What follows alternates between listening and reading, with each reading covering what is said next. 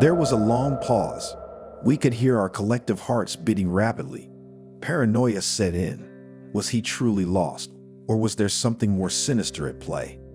Mia, the most pragmatic of us, asked, "How did you find this place?" He hesitated, then replied, "I was hiking. Got lost. Saw the lights."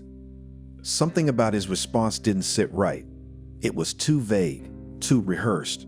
The conversation was cut short when we heard a rustling behind him. To our horror, more figures emerged from the woods, all with the same hooded appearance. Fear gripped me. We were outnumbered. Peter, thinking quickly, grabbed a log from the fireplace, its flames licking the air. "Stay back," he shouted. The hooded man looked at his companions, then back at us. His gaze softened. "We didn't mean to frighten you. We're hikers.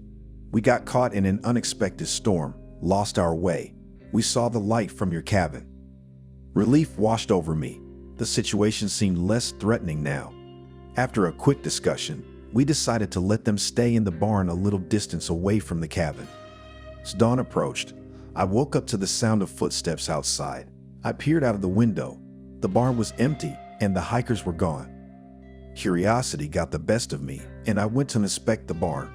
What I found inside wasn't sinister but puzzling. Spread across the floor were a multitude of wildflowers arranged in beautiful, intricate patterns. In the middle, there was an aged leather journal. The journal was a memoir of a man named Jonathan who had lived during the early 1900s. He had built the very cabin we were staying in as a tribute to his late wife, Ilara. The entry spoke of his profound love for her and how he built the cabin as a place for them to cherish their memories. Ilara loved wildflowers, and he would often create patterns with them to make her smile. The last entry was dated 2 days before our visit. It read, "To whoever finds this, we are the descendants of Jonathan. We return every year to pay tribute to our great-grandmother Ilara. The patterns are for her. We meant no harm and only wanted to honor the love story that unfolded in this very cabin. We apologize if we scared you, but some traditions are too precious to give up." The realization that we had been part of a century-old ritual was both eerie and beautiful. We left the cabin later that day, leaving the wildflower patterns undisturbed, a silent acknowledgement of Jonathan and Ilara's timeless love. The cabin was a masterpiece of solitude. Nestled deep within the dense pine forest, it was a world away from the bustling streets of our college town. The perfect retreat for my friends and I, a place where we could forget about exams, deadlines, and responsibilities. As I looked out from the front porch, the setting sun cast long shadows over the undulating landscape. The vibrant hues of twilight painted the sky, juxtaposing against the dark silhouette of the trees. It was our first evening there, and the serenity of it all was almost intoxicating. Inside, Sarah was preparing dinner while Peter and Mia were entangled in a fierce battle of card games. Laughter echoed through the walls, creating a warm, homely feeling. Night had fallen by the time we sat down for dinner. The cabin was illuminated by soft candlelight and the flickering flames from the fireplace. With our bellies full and spirits high, we settled into the living room for some light-hearted conversation. That's when it happened, a soft, hesitant knock on the cabin door. We looked at each other, a hint of confusion evident in our eyes. "Who could that be?" Sarah whispered. There was no reason anyone should be here. We were miles away from civilization, and I hadn't told anyone about this place apart from the group. I rose from my chair, caution pushing my feet towards the door.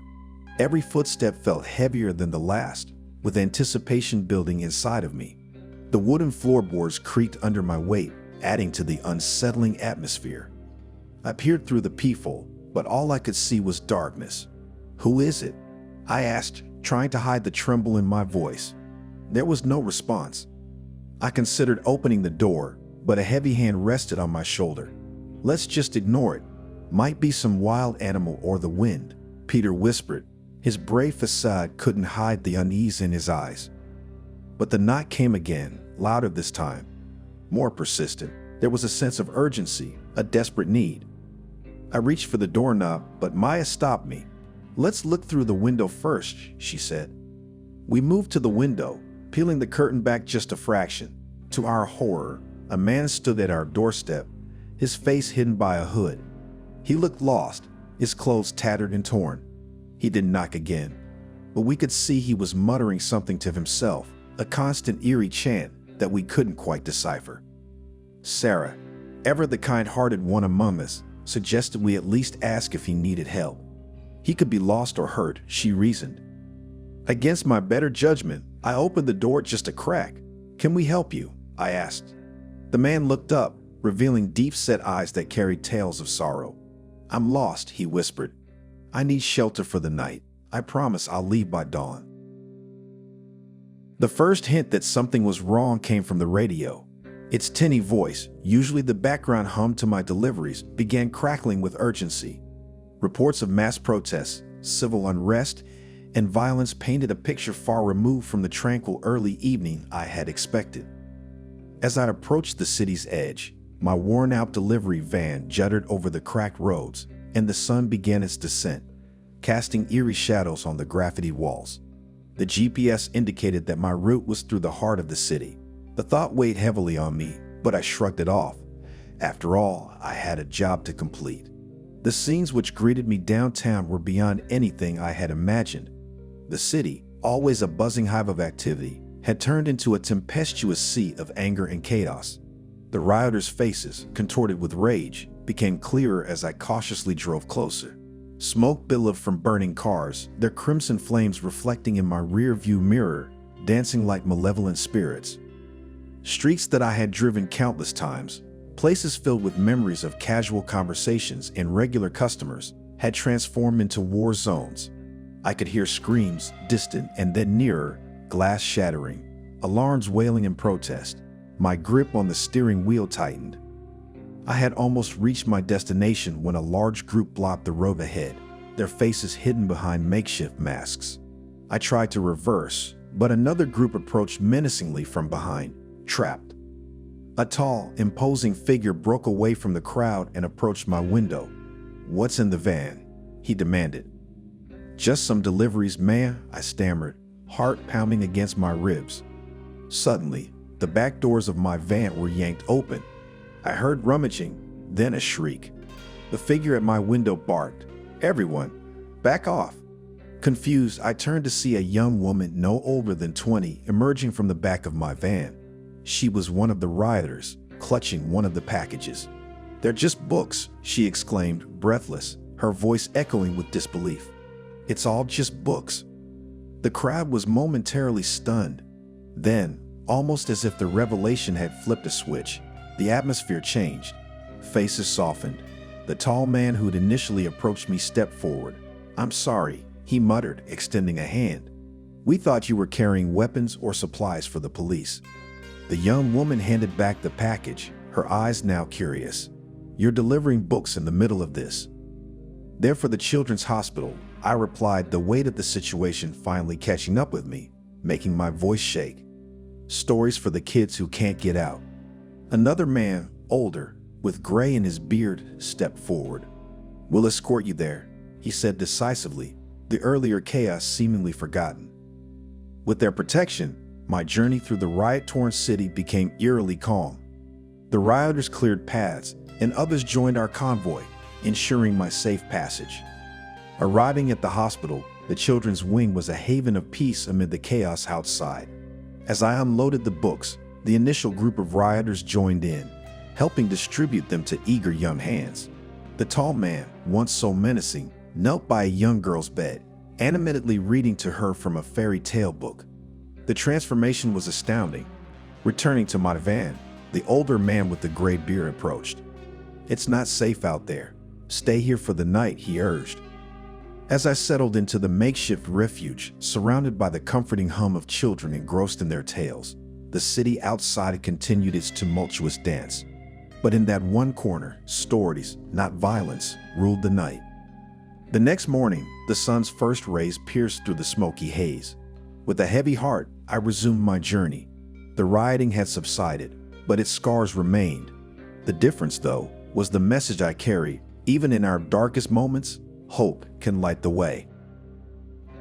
When I moved to the small town of Dunbridge, it was to escape the clamor of city life.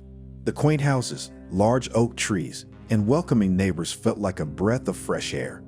I had bought a little bungalow on Hawthorne Street, working remotely for a renowned publishing house. The first month was an idyllic blur of settling in, taking long walks, and occasionally dining out at the town's solitary cafe.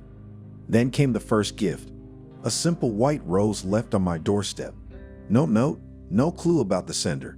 I'd assumed it was a friendly gesture from a neighbor. Over the next week, roses started appearing every day. Along with them came letters scribbled on crumpled paper. I admire your beauty from afar. Your hair dances like the golden rays of dawn. It was poetic but odd. My unease grew when roses started appearing not only at my doorstep, but also on my work desk at home. It meant someone was entering my house when I was out. I reported it to the local police. They promised increased patrols, but admitted that without any direct threats, their hands were tied. The letters became more intimate and possessive. One morning, I found a locket with a strand of my hair inside. The accompanying note read, "You and I are bound forever." I felt watched, stalked, trapped. Every creak in my house, every rustle outside made my heart race. Jenny, my colleague, suggested I stay with her. "Maybe your stalker will back off if he thinks you're not alone," she said. I agreed, needing the company and reassurance. One evening, after a particularly distressing day, we ordered food. The delivery guy was a tall man, his eyes hidden behind thick glasses. He seemed to linger a little too long, staring at me. I felt uneasy, but brushed it off. Weeks passed. The gifts and letters continued but became more spaced out. It seemed as if my unknown admirer had grown tired, or maybe the move to Jenny's had thrown him off. I decided to return home after a month. The first day was uneventful. As days passed, the paranoia returned. Every night, I double-checked my locks and windows, ensuring I was safe. One evening, after returning from the store, I found my living room light on. I was sure I turned it off. My heart thudded in my chest as I approached. The room was empty, but on the table lay a rose and a note, "I missed you." Panicking, I called the police. They searched the house, finding nothing. "Maybe you forgot to turn off the light," the officer suggested. They left, urging me to consider security cameras. The next day, I decided to install cameras inside and outside my home. That night, I reviewed the footage, hoping to catch a glimpse of the stalker. Hours of mundane recordings flashed by until my living room camera revealed something chilling. The delivery guy from that evening at Jenny's stood at my window peering in. He attempted to open it but failed. Then he looked directly into the camera, his cold eyes sending a shiver down my spine. The following morning, I showed the footage to the police. They identified him as Edward Hayes, a man previously suspected of stalking, but never prosecuted due to lack of evidence. They arrested Edward later that day. The subsequent search of his home revealed a shrine dedicated to me, with photos, some taken from afar, others from inside my house. I learned that Edward was infatuated with me after that one delivery to Jenny's. He thought we shared a bond. My house being close to the cafe, he saw me regularly, fueling his obsession. I was relieved but deeply shaken. The quiet town of Dunbridge was supposed to be my haven, not a place of terror. The experience changed me. I became more guarded, more wary. But I also grew stronger, learning that while horrors may lurk in unexpected places, I had the resilience and support to overcome them.